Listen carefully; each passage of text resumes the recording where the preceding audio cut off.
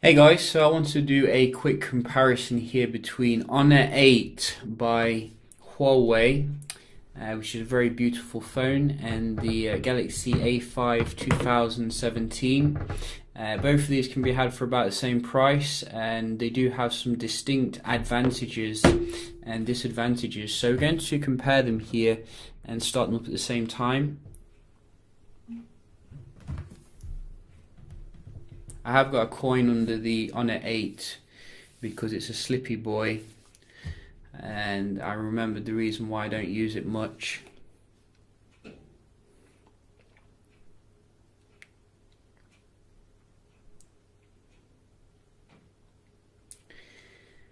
Oh, so Honor 8 does start on first here, which is nice, and it is to be expected, I guess, because we do have a flagship level processor in the actual Honor 8, which is Kirin 950. We do also have 4 gigs of RAM, which can be very useful maybe in the multitasking component. We're going to have a look. So we'll just start off here opening up a few apps and see how responsive they are. This is EMUI versus Samsung's TouchWiz.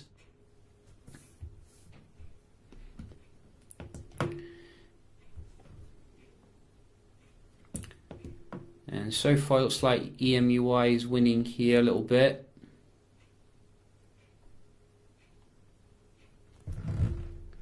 When it comes to the apps opening.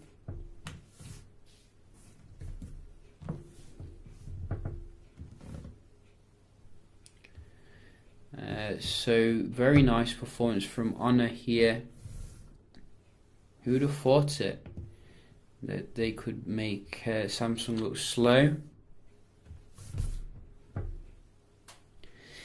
So I'm going to give this the Honor when it comes to the... Damn, this is slippy. When it comes to your apps opening. And we're just going to have a look here at when it stops moving. We're going to look at the speed test here. In fact, the coin's not really working very well, is it? Let's be honest. Hopefully we can just keep it steady. Whoops. Don't want to do it that way. So we're just starting with the Honor here. Both are connected to 5G Wi-Fi. Wow. Look at that. It's got some life about it. Is that going to work? Yeah, that's better. So we do the A5 here. They shouldn't make phones with shiny back. I mean, it really annoys me. Mi 5 had that problem as well. You can see the A5 comfortably beats the Honor 8 when it comes to your speed, which is very nice.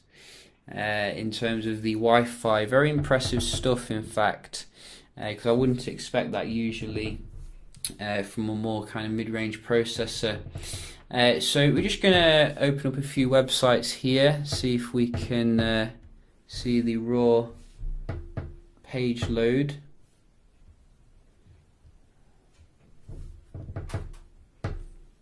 I wish Huawei would get rid of that ugly keyboard, because it does make it look very ice cream sandwich kind of thing, or jelly bean. So you can see much faster to load the page here on the left.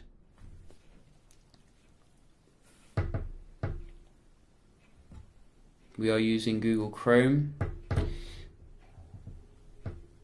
Both have the same kind of resolution, Full HD obviously. So we can just open up a page here.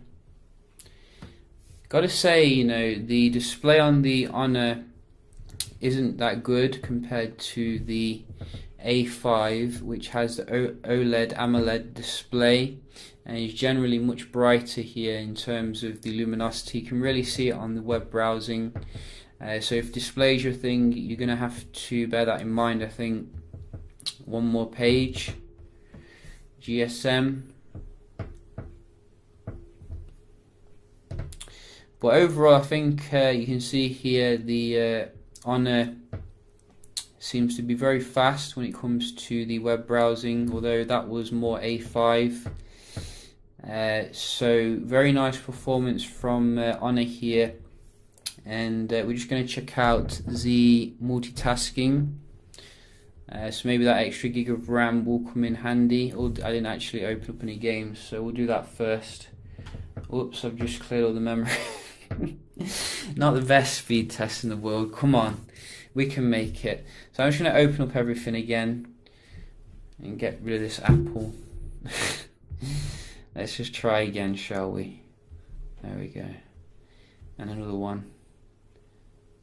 And we did have the camera, and we did have the Play Store, and we had the browser, and we had these two as well, and we're back to normal.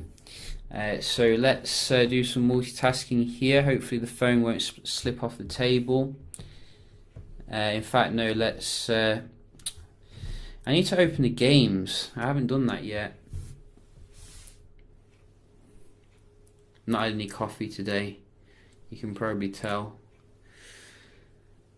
So you can see the game a little bit faster here with the Honor 8, which is what I would expect. Farming Simulator, yes, my favorite game here.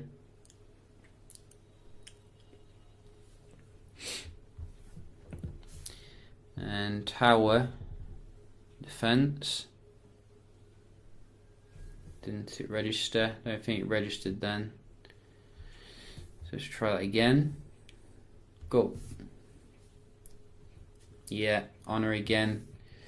So Kirin 950 comfortably dominates Exynos 7870 in terms of the raw speeds here. And we can finally move on to the multitasking, which I know you want to see, which will hold them in memory. Let's have a look. So far very similar for the basic apps.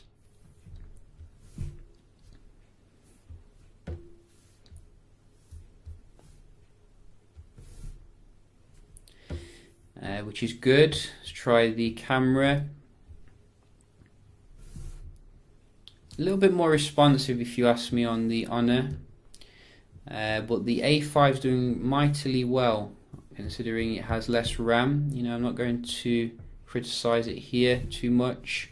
Look at that, very nice RAM management. We're going to open up some games. So a little bit delay there with the A5, but it did keep it in memory, which is good. We do have as well tower thing, you can see, very similar. So I think the multitasking isn't that different here really, if we're going to be honest. It doesn't seem to be anyway. Don't think I clicked it then, but you can see you go straight back in there. And finally we do have as well the Farming Simulator. Beautiful. So props to the A5 here for keeping up with the Honor 8 when it comes to the multitasking, but overall I'm probably going to go with the Honor 8 being the victor here in terms of the speed and performance. But obviously, as I said, you know, there are some things else to consider here that you should take into, you know, consideration.